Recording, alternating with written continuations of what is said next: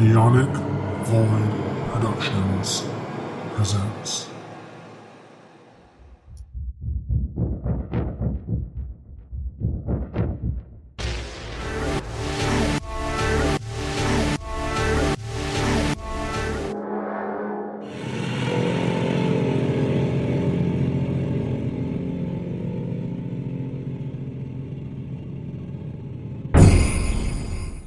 Tells her how she'll be over the worst after about 15 days. But right on time, her infection suddenly worsens. Her nose starts like pouring blood.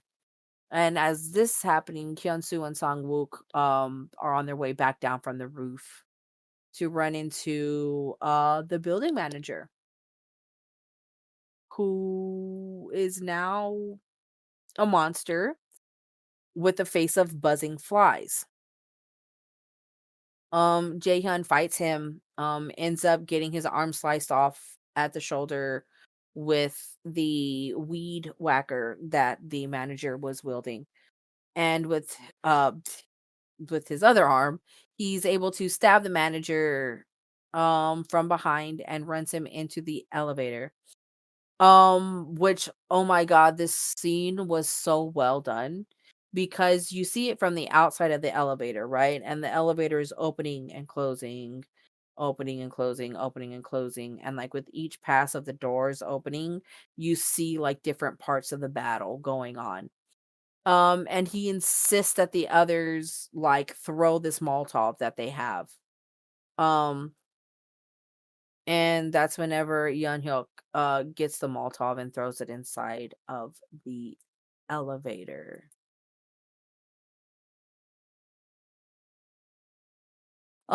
It becomes very melancholy after that.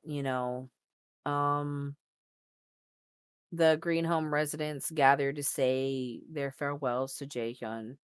Jisoo's kind of taking his death really hard, not kind of like Jisoo's taking his death very hard. Yeonyu insists that she's gonna survive with her until the very end. Um and gives her the hilt of Jaehyun's broken sword. And Songwook gives a toast to him. But this scene can only last for so long because there's more pressing matters to attend to. Mostly a big armored truck racing towards the apartments, and it crashes right into the front of the building. And instead of what looks to be soldiers coming out, you see like planes, clothes, civilians spill out of it. And they start stabbing and executing the runaway soldier. They start rounding everyone up, and once they're gathered, one of the men draws a circle around everyone and tells them like, "Don't fucking leave. If you leave, you die." Um, and to prove a point, Jiyeon is shot for being outside of it. The man in charge of these outlaws is known as Jungsook, and he is not very nice, obviously. But he is right when he says that humans are more dangerous than of a threat than monsters are, especially at this moment. And Yeon Hyuk believes that they just need to buy some time until an opportunity presents himself, especially with Yi Kyung and Song Wook still around roaming free. And to prove his point, basically, they kill a couple of outlaws that were roaming the halls and take their weapons. Um, these two also meet up with Soo Young, who has been hiding in the vents and um has befriended a very friendly goo monster. Um, and while this is happening, Jung Sop executes So Young. The tables turn very quickly when Song Wook and Yi Kyung launch a surprise attack that gives all the residents enough time to fight back. And when it looks like Jung Suk might be getting a handle on things, a newly monsterized Song Yang arrives and impales Hyunsu. which in return he throttles her. Jung Sop orders Song Young, which I'm starting to lose track of who is who at this point as well. I apologize. To be burned and drags Hyunsoo into the elevator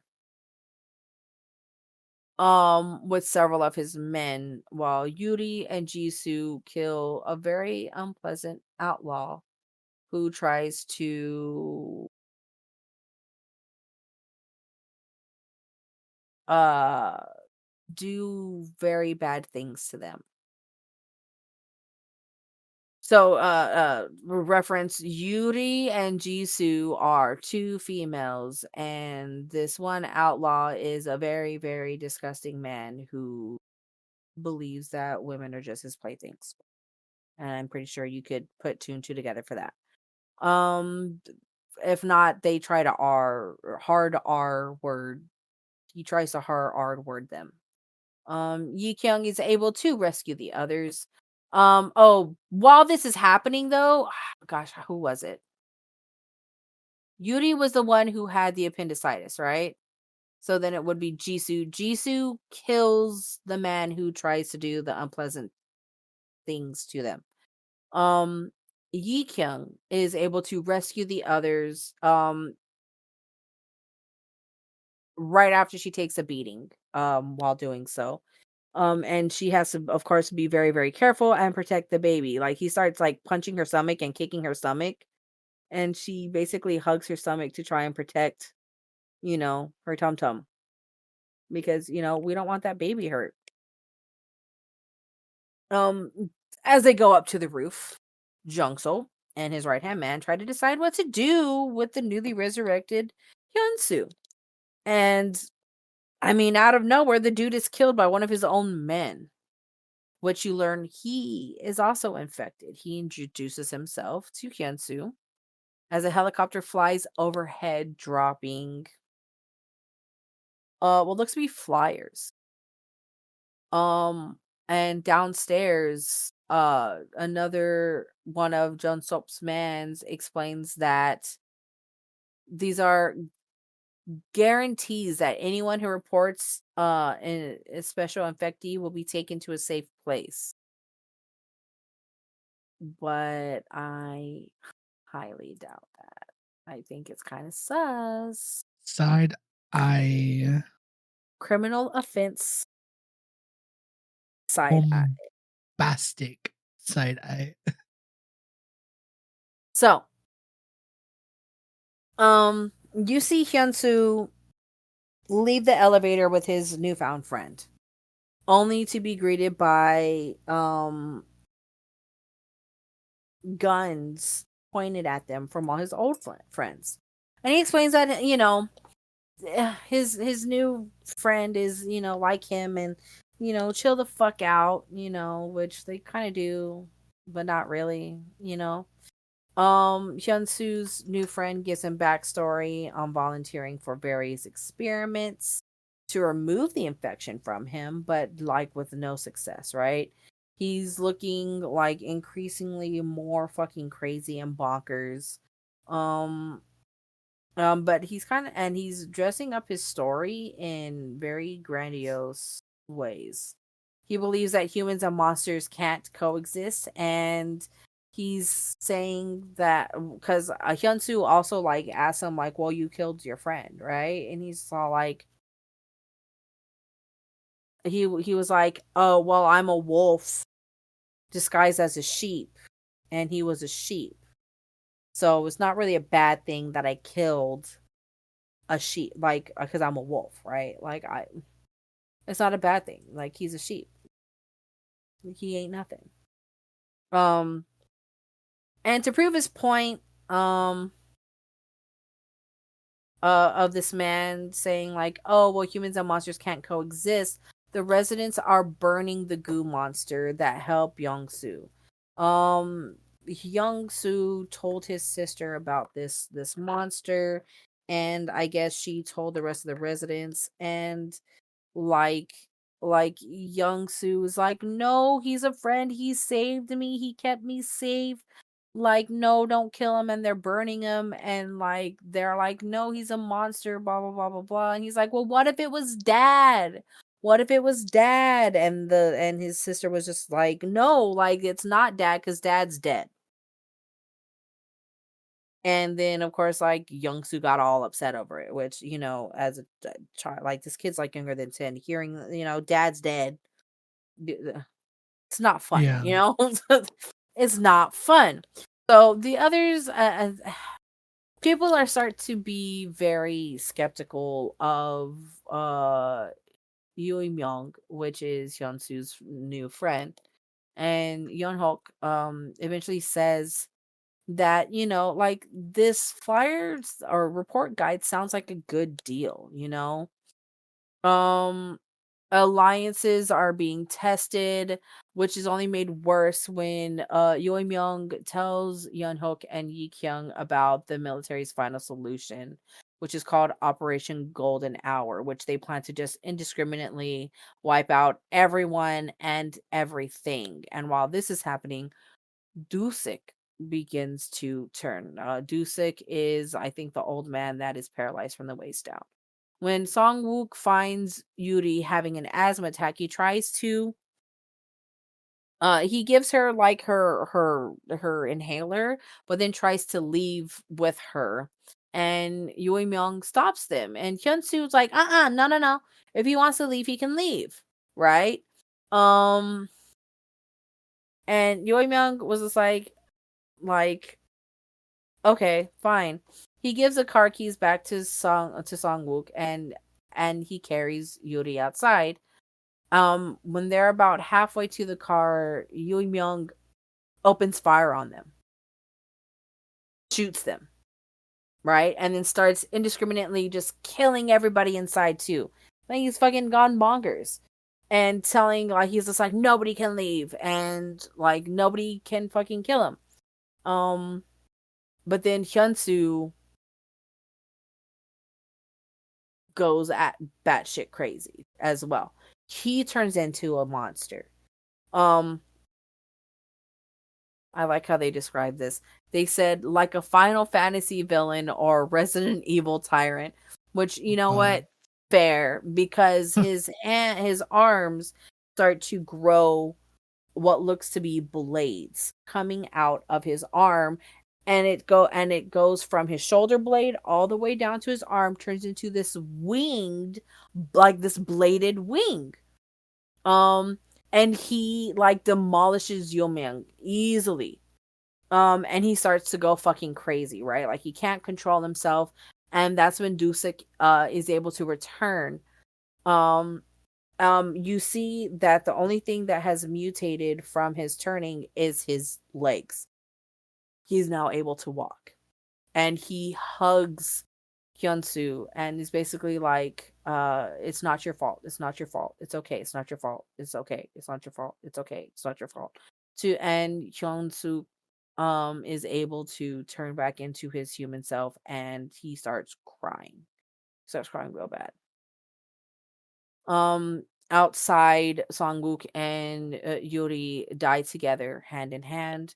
They're sitting in the truck, and she's just like, I killed a person. I killed a person.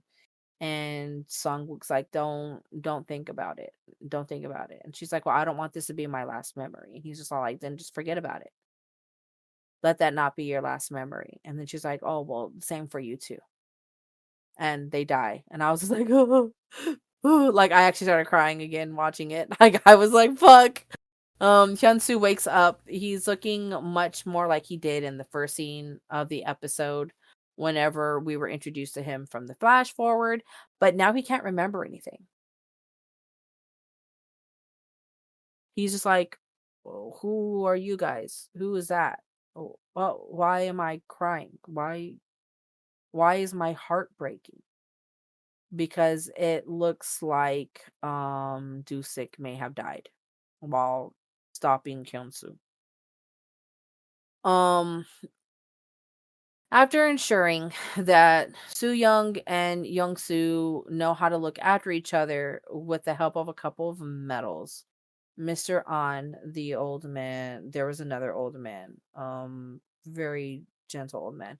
He dies in his sleep. He's buried alongside Byung Il. And before this though, like in the previous episode, it's not mentioned, but Mr. An is like digging, right? Like you see that he notices something and he continues to dig and dig and dig and dig and dig. And um or I think it's in this episode, like he's digging, digging, digging, and like you see that he has discovered something, but I think he covers it back up again. And he goes and he's taking care of the kids and then he dies in his sleep. So he's buried alongside Byung Il, and while he's digging, Yu Kyung finds that there is a basement door. So the place that he was digging, he finds a basement door that leads underground. And like that's the thing that he had been looking for, and he had found them, and they even say it like in there. He's like, "Huh, you found it after all." And at that moment, it starts to snow. Snow is actually the symbolism of snow in Asian dramas is so huge. I'm sorry. Like anytime like, oh, it's beginning to snow. Like you see it in anime too, right? Like something happens and they're like, oh, it's snowing. Like it's such a significant thing. And but anyway, at that moment, the pure monster form of Yu Myung takes off in the armored vehicle. So we find out that Yu Myung, the way like his ability as a monster is to take the form of other things, especially the things like of people, especially people that he has killed. So he takes off in the armored vehicle, and before long, not very long after, the military's outside. The last remaining outlaw has ventured into the tunnels and detonates like booby traps that basically mislead the military into thinking that the people in this building have weapons, which they do. They're just not using it against the military, but they're like, I have weapons, open fire. And then they start shooting at the freaking apartment building. The rest of the residents take shelter in the tunnels, but Hyunsu is not with them.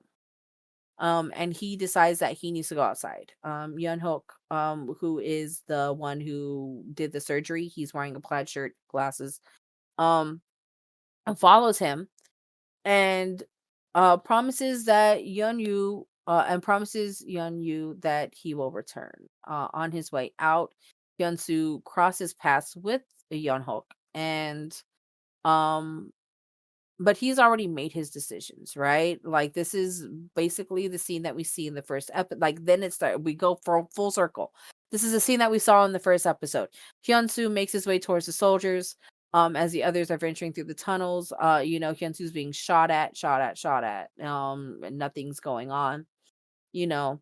But Yeonhook doesn't go back, and Yi Kyung is forced to drag Yeonyu screaming through the tunnels as Green Home collapses. Yunhook is holding a family picture. Um and he's sitting in front of what looks to be a security office. There's like there's a wall just full of TVs and everything, and you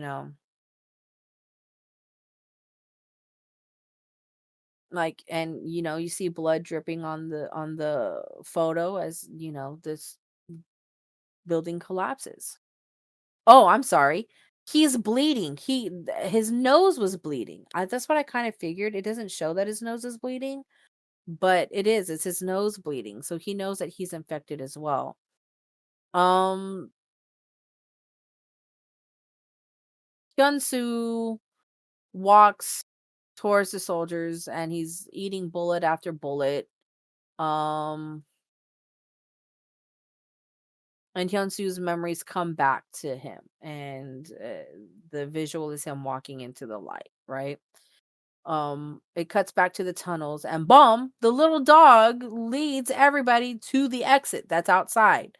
The ladder takes everyone to street level where they're surrounded by soldiers. They're loaded onto trucks and told that they must survive by Yi Kyung. They're all like, no, but we're waiting for someone. We're waiting for someone. And she's like, no, you must survive. Um, Hyun-soo wakes up in the back of an armored vehicle driven by the monster formerly known as Yui-myung, but he is now wearing the face and body of the late Song-wook. And that is the end of the first season of Sweet Home. Bum bum bum.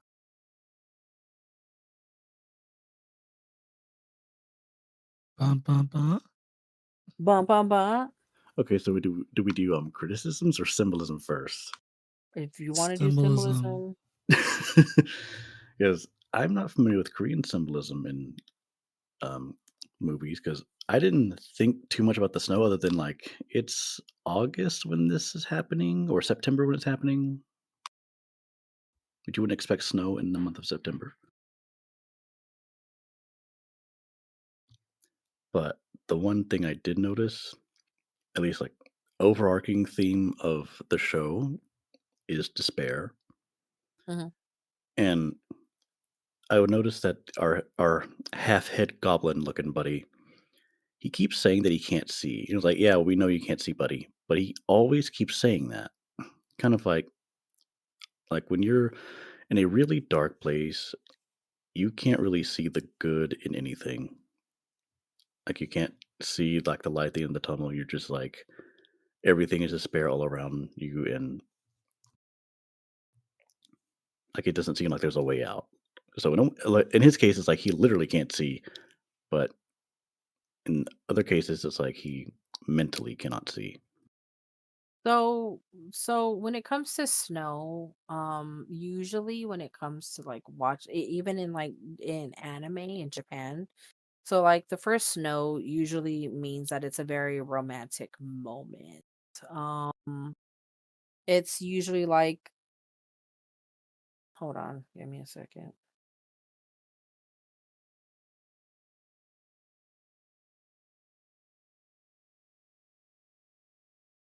Sorry. So, usually it's like, oh, like if you're out on the first snowfall of the year with someone you like, that true love will blossom between you. But it could also mean like a wish, like a wish will come true, right? So, like if you're just out and about and you're, oh,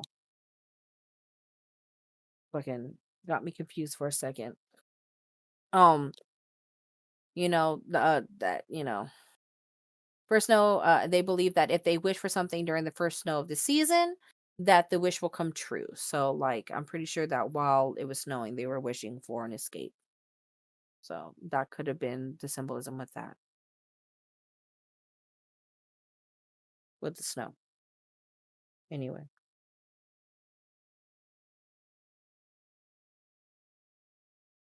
hello. Yeah, it's pretty much it in terms of symbolism. There's a lot more, and you'd have to really Okay.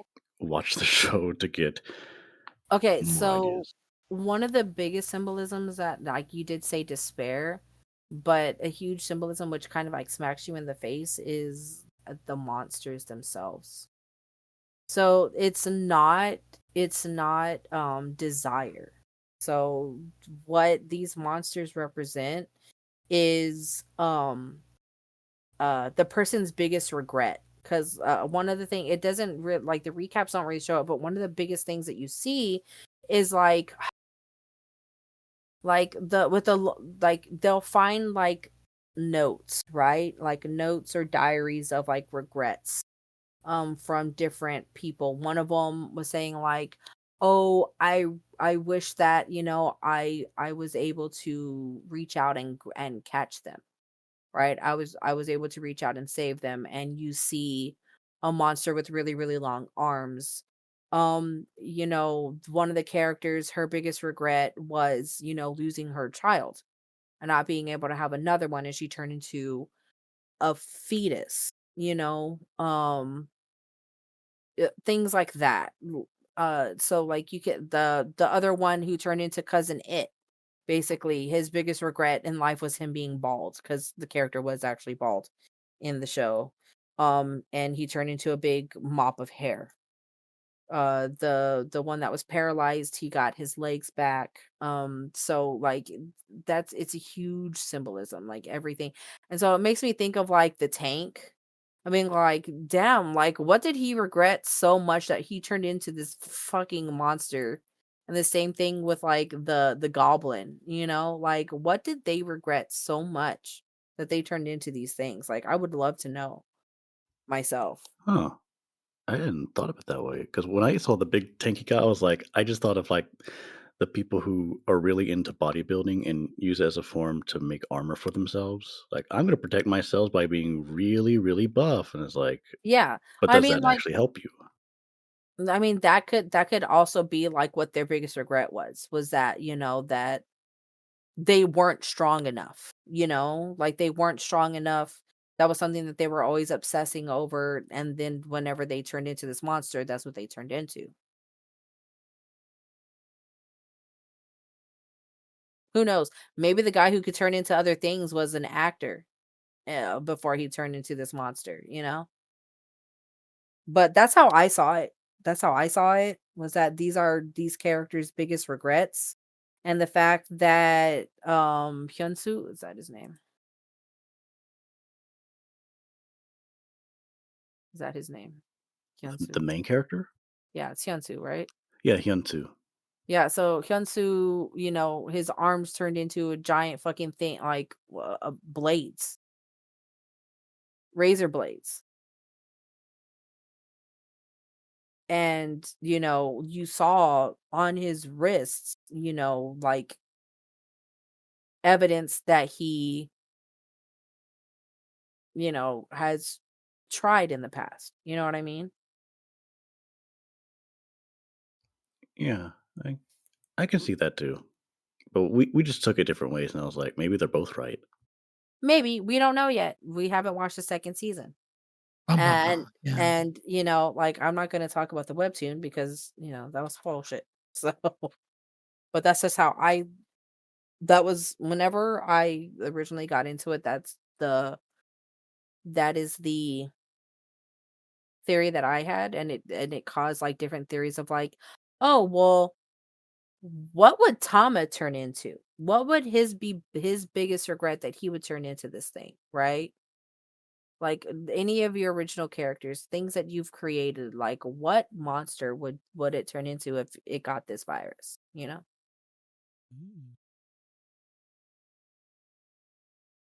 Now, do we want to rate this now or do we want to wait for the second season?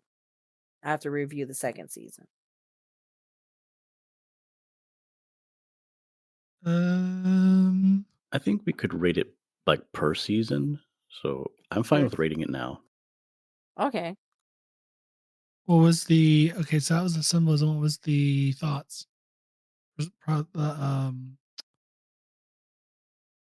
Yeah, thoughts.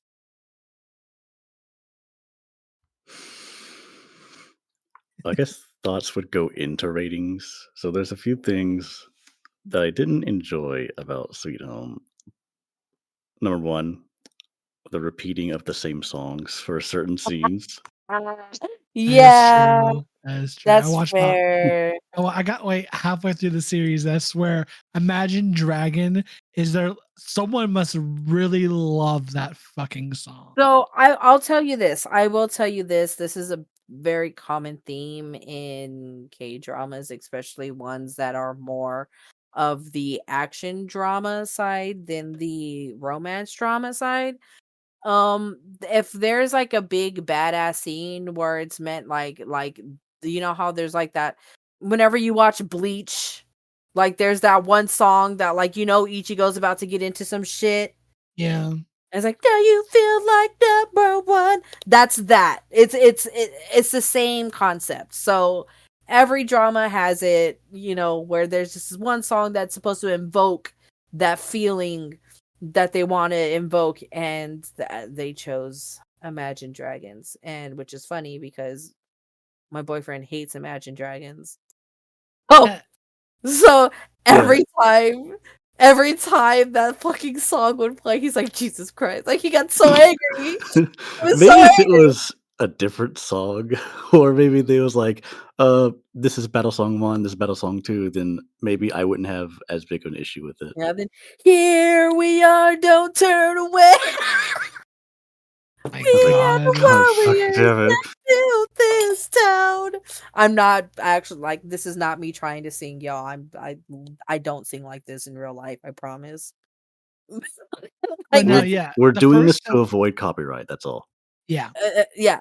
The first No. time they played the song, I'm like, "Oh, cool. That's an interesting song choice." And then to play it again, I'm like, Oh "Huh." no. And then they play it again, and I'm like, "Oh no, It's like this is gonna be a common theme, this is isn't gonna it? be a thing, isn't it?" And from what I saw, it was, and I can only imagine they play it over and over and over again. It's in every episode, almost every episode.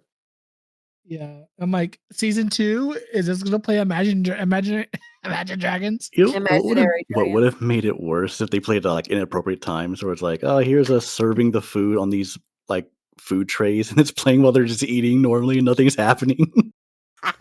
Oh my god. Again, the editor must really love that song. Another thing is the CGI does look kind of cheap, like, it's serviceable, but it does look like it might need some polish. I love it still. Like it still looks great. Like Yeah, like, it still has a campy feel to it. Like, it's not, like, so terrible, like, "Oh, I can't get into this because the CGI is awful," but you're just like, "I can see how it's shaded, it doesn't look quite right." well, to be fair, if you go and you look at the webtoon, like the monsters look very Junji Ito-esque, right? Like they look very much like Japanese horror icon. Like, they're Um, really, really detailed. oh gosh. Here, hold on. Sweet 'Cause home. I've seen a few Junji Ito horror things, and they tend to have a lot of line work. Yeah, they usually do have a lot of line work. Hold on. Or like I wouldn't say a lot of line work, but you could tell that they've gotten uh comic. There's a lot of inspiration that comes from Papa Ito, you know? Copy image. And I'm gonna go to Spookacalypse. Yeah. Well, either way, those 2 things were the only things that I kind of count against Oh yeah, it's very nice Junji Ito. pictures.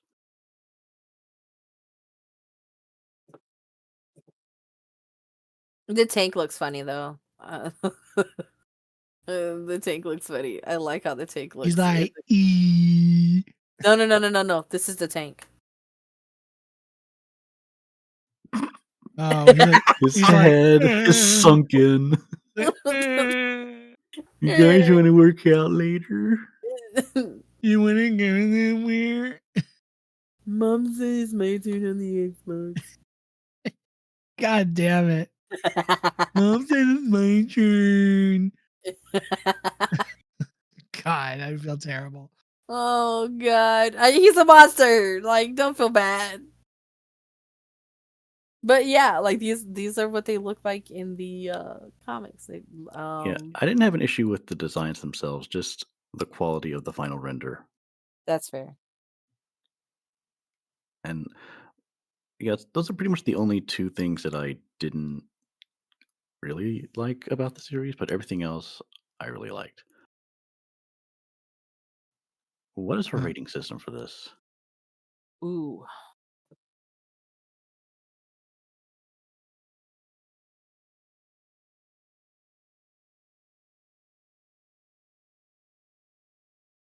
I don't know. I don't know what we should do. Well, I will not be rating because I did not fully finish it. So my rating for season 1 will come in when we do season 2. You should just rate what you've already seen. Oh, where what I saw? Yeah. I'm trying to think because, like, honestly, my mind goes to the fetus. but I'm like, oof, that's in Oof. bad taste. Oof. That's in Oof. bad taste. Oof. Okay, That's I not have for it. the fetus. I have an idea. Huh? Crutch rifles. Crutch rifles. Oh my god, those I mean, fucking that oh, crutch those were rifles were kind so of lit. great. I mean, Those they were were Yeah, kind of cool, like lit. he yeah. just has a crutch and what looked to be an air pump, and then you fill it with a projectile and is like, here's a gun. I mean, it's Dude, kind of lit. that man, Genius. I love him. I love him so much. Okay, so crutch rifles. Well, I shall go first. From what I saw, I watched maybe about 4 episodes. Now, these are only after 4 episodes, Avi. I will give an updated one when I actually go in and finish the last 6 when we do season 2, because I'm even more prepared on that one. Mhm. I am going to give it a 3.5 for the first 4 episodes. Now, Okay. obviously, the score might go up, or at least stick to 3.5 when I finish it out, but 3.5. Uh, crutch rifles. Is it just because you haven't finished it? Because I haven't finished it and I kind of like where it's going, but like it's not quite there yet. If that makes sense. Like that and Imagine Dragon. Yeah, the Imagine After Dragons. hearing it like the 3rd time, I'm like, okay, we get it. Y Again, You'll get more annoyed with it. You will get more. the score might go up. Score will actually probably go up by the time Ye the end of it. Go to at yeah. least a 4. But for now, a 3.5. So, I love the lighting. I Lighting love was the good. lighting. I love the camera work. Honestly, like the lighting in the last episode was like, ugh, it's so good. It's so good. Like I like rewatched it and I was like, why did I not notice this the first time? It's so good. I love the lighting in it. I uh, I'm going to be extremely biased mainly because, one of my favorite actors is literally the main actor. I love him so much. Um, and then a lot of other good actors and actresses are in this as well. And a very good a mommy scene was also in there. So you like big strong muscular women? Yes, there's a scene in Uh-huh. there for you. And it's from the pregnant lady of all people. And you're just like, damn. Damn, girl. And she's very early in her pregnancy, obviously, because Jesus Christ. Um, I will say, yeah, I will give deductions for the repetitive Imagine Dragons song. I don't hate Imagine Dragons. I actually really like them a lot. I play their songs a lot on Beat Saber. Uh, they're my favorite songs to play on Beat Saber. Um, and one of my favorite Korean singers also likes Imagine Dragons and has done a few covers of their songs. So, I'll probably, you know what?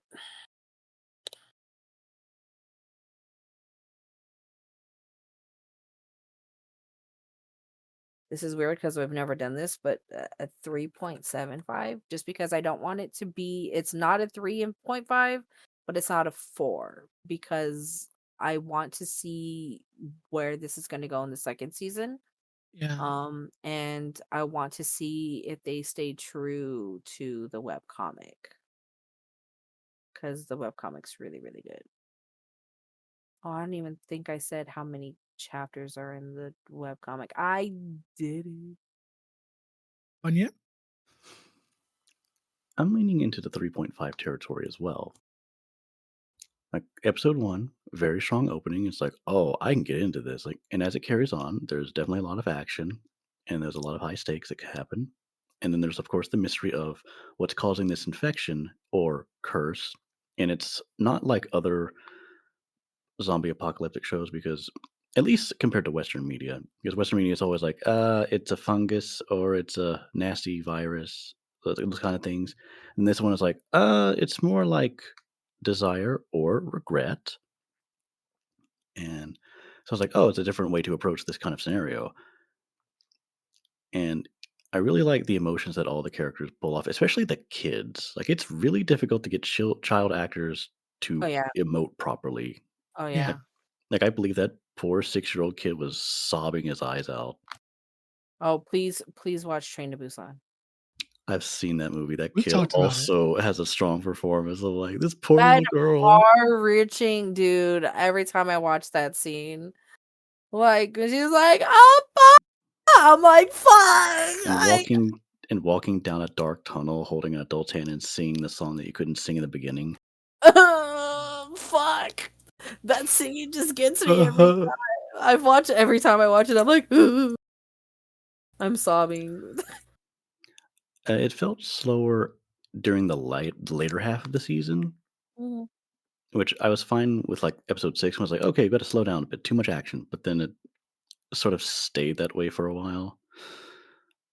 And, of course, repetitive music choices and the CGI. Although I don't discount the CGI that much because I'm like, I could tell that it's not like they didn't put the most of their budget into the CGI, but I Yeah. don't despise it so much that I'm like, it ruins everything. So for those reasons, I would say 3.5 is a fair assessment, but I definitely think people should watch Sweet Home. Yes. So the average score as of right now is a 3.58 for an average. Yay. Now, now I have seen the reviews for the second season, and that one might be a journey because the consensus is the second season's terrible, apparently. Now, if it's actually as terrible as the reviews say is to be seen, but Oh, you couldn't ruin. because Rotten Tomatoes, you can only go so far. Mhm. Because the first season is like 80 something. Second season, it's over 100 or 200 people put the reviews. Not even 70. It's like 60 something. And I'm like, oof, oof, Uh, why, I don't know if it's oof. always a good idea, especially for No. us who are doing criticisms on these shows, to look at reviews ahead of time because that might influence our opinion. Well, no, I came up to me because I was kind of looking up information of Sweet Home, and that came up. Or with reading it, I'm like, oof, why? I'm curious why. I mean, that's not necessarily going to influence my thing. I'm just curious why did the drop off so bad? Didn't really spoil anything for myself, but I was just like, that's suspicious. I wonder if it has to do with like what the audience is expecting. I guess I won't know until Because I we suppose watch season 2. I would ask, who is the Korean drama marketed towards? Like, is it marketed towards a Korean audience? Then it's probably meant for them. Whereas if it's meant for a Western audience, we're going to have different expectations. That's fair. I didn't, like I said, I didn't really look much into the reviews because I didn't want to spoil anything. It might be something to do with if they departed from the source material.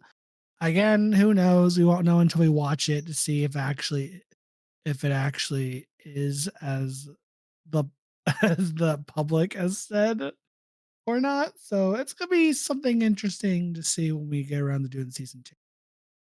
Now we won't do season 2 for a minute because this is gonna be the last episode for February, and then March we have a theme month. Yay! Any hints onto this theme? So March is the month of my birthday. And I wanted to do a theme, a very particular theme, because this certain companies' movies have hit streaming over the last couple months, and I'm like, oh my god, we could finally do it. It starts with an A and ends in a 4, and I swear I have a hard on for this company's movies so bad. So we're gonna be doing. I mean, I can just spill the beans. It's not that much of a secret. We're gonna be doing A24 films, horror films for the month of March.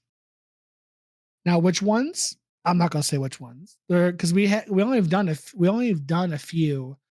Actually, I think we only done one. We did Hereditary. I think that was the only A24 horror film we did.